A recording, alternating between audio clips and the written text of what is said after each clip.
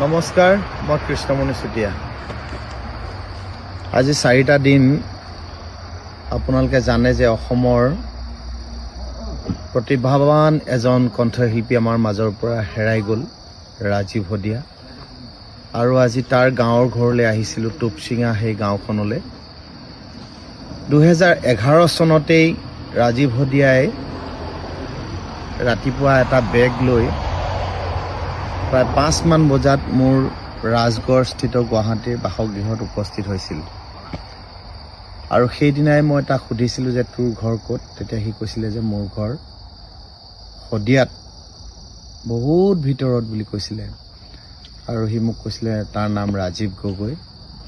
আৰু সেই 2011 চনৰ শেষৰ ফালে তাক মই ৰাজীৱ হদিয়া নামেৰে ৰাইজৰ মাজলৈ আগবঢ়াই দিছিলোঁ।